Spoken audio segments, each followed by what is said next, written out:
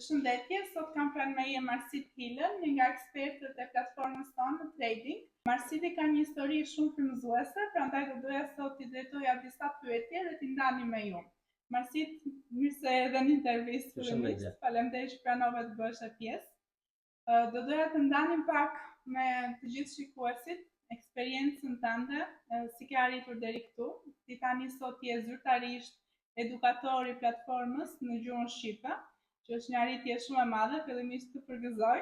Faleminderit. Ti ke filluar brenda 2 vitesh në skuadër, ke filluar thjesht si një përdorues i shërbimit, edhe sot ja ku jemi, duke trajnuar gjithë skuadrën shqiptare. E kishe menduar ndonjëherë se do arrije deri këtu? Atëherë unë kisha menduar që mund të arrija diku, jo deri këtu, por qëllimi nuk ka qenë ky. Në fakt, unë që në vitin 2018 jam pjesë e kësaj industrie dhe merrem me këtë fushë, kam punuar gjithashtu edhe për një kompani për oferimin më përpara, por kanë qenë gjithmonë komunitete ndërkombëtare internacionale në gjuhë të huaja, kryesisht në gjuhën gjermane, duke qenë se kam jetuar atje. Dhe pasi të kam parë një video tënde në rrjetet sociale, thjesht u bëra shumë kurioz në lidhje me komunitetin shqiptar, me tregun shqiptar në lidhje me këtë industri. Duke qenë se informacioni këtu në Shqipëri është shumë i mangët në lidhje me gjithçka që neve ofrojmë, mendova që do ishte një ide e mirë dhe ishte patjetër një iniciativë e mirë që të bëhesha pjesë e një komuniteti të tillë për të ofruar më shumë vlerë dhe më shumë informacion. Kjo ishte synimi kryesor dhe fillestar. Por ti ishe, domethënë tashmë në momentin që më ke kontaktuar para 2 vitesh, kishe 5 vite që merreshe me tregjet financiare dhe ishe një trader fitimprurës. Çfarë është kjo? Pse zgjodhe pikërisht skuadrën time për t'y bashkuar? Atëherë, njeriu në jetë ka vetëm një mundësi për të humbur, duke thënë jo.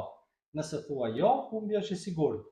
Nëse thua po, ke një mundësi që edhe mund të fitosh diçka. Kështu që unë thjesht nuk thash jo mundësisë që më ofrua dhe ashtu siç shkoi edhe më vonë dhe siç tregoi edhe realiteti ishte një mundësi e mirë. Edhe më vjen shumë mirë sepse nëpërmjet teje janë trajnuar shumë pjesëtar të skuadrës, kanë arritur të mësojnë strategji tregtimi edhe të jenë fitimprurës. Ti e përmende që në vitin 2018 që merresh me tregjet financiare, do doja të dija cilat kanë qenë sfidat që ke hasur në rrugtimin tënd gjatë këtyre 7 viteve dhe a ke menduar ndonjëherë dorëzimin? Atëherë, sfidat janë në numër shumë i madh, edhe sfida më kryesore kur fillon edhe merresh me një fushë të re që është e panjohur, është patjetër sigurimi i informacionit të duhur. Sepse ti mund të marrësh shumë informacion në rruga më të ndryshme dhe sot kemi informacion në internet në rruga më të ndryshme. Problemi është nëse ti po merr informacionin e duhur apo jo. Dhe derisa të arrish në një pikë që të seleksionosh dhe të kuptosh nëse është informacioni i duhur, ajo të kushton kohë, të kushton para, të kushton emocione, të kushton nerva dhe shumë gjëra tjera.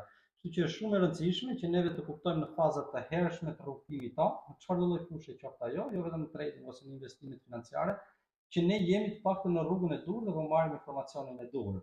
Mbasi e kuptojmë këtë, më pas janë sfidat me veten, që janë sfidat emocionale, puna e gjatë dhe e palodhshme që duhet që ti arrish të përvetësosh informacionin i cili të vjen nga burimet nga më të ndryshmet.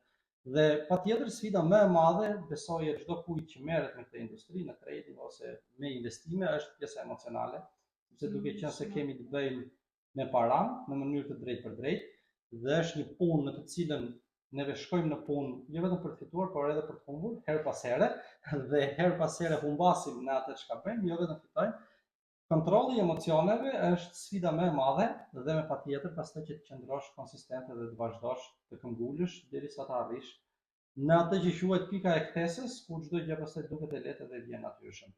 Për sa i përket dorëzimit, unë akoma e mendoj, edhe sot e mendoj çdo ditë që nuk ka ditë që nuk e mendoj, që them ta lë, boll, mjaft, ç'më duhet, por që pastaj gjërat lidhen edhe me pasionin, lidhen edhe me industrinë, lidhen me networkun, lidhen me rrjetin, lidhen me personat që ti të rrethojnë dhe shumë gjëra tjera me radhë që e rrisin faktorin e probabilitetit që ti mos e dorëzosh dhe të vazhdosh të qëndrosh, sepse pastaj nuk je më vetëm kur je në një komunitet, por je me shumë persona të tjerë dhe nuk e se si dorëzohesh më pastaj. Edhe unë e di se sa me pasion e bën Marsi i ditë këtë punë, por na trego pak si duket tani një ditë e zakonshme jotja. Ditët e zakonshme, atëherë unë jam një person që i përshtatem shumë rutinës, edhe më pëlqen rutina. Besoj se edhe në trading rutina është diçka e domosdoshme. Pra, secili duhet të ketë një rutinë të caktuar.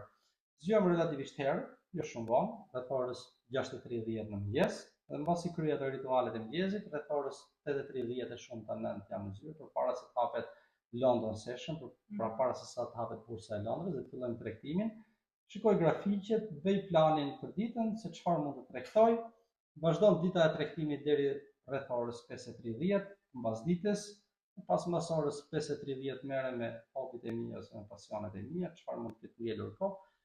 Darkë përgatitem sërish për ditën e nesërme, kur kemi leksion, mbajmë edhe leksionet, kështu që është një ditë, le të themi, e ngarkuar me emocione të bukura, por është gjithashtu edhe një ditë e ngarkuar plot me mësime, sepse nga mësimet nuk duhet heqin dorë, përveç se edukojmë, atëherë patjetër që duhet marrim edhe edukim të vazhdueshëm nga personat cilët dinë ta bëjnë mirë këtë punë, kështu që një pjesë shumë të mirë të ditës time zën edhe edukimet, pra ndjekja e leksioneve të vazhdueshme ose leximi i lajmeve ose podcastet ndryshme që kanë të bëjnë me fushën e investimeve financiare. Pra edhe pse je në këtë stad pas 7 vitesh, patjetër që nuk ndalon asnjëherë të marrë njohuri të reja si mësuari. Gjithmonë, çdo ditë mundohem që të shikoj ose ndonjë video të regjistruar, ndonjë leksion të regjistruar, ose të lexoj lajmet, ose të shikoj se çfarë ka ndodhur në përgjithësi, se çfarë mund të marr në diçka të re nga secila ditë.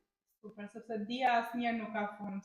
Por çfarë ka ndryshuar në jetën tënde në këto vitet e fundit, dhe jo vetëm financiarisht, por edhe personalisht? Unë mendoj që njeriu në këtë jetë vjen për të mësuar. Pra, neve kemi një mision që të mësojmë sa më shumë që të jetë e mundur dhe të përmirësohemi sa më shumë që të jetë e mundur.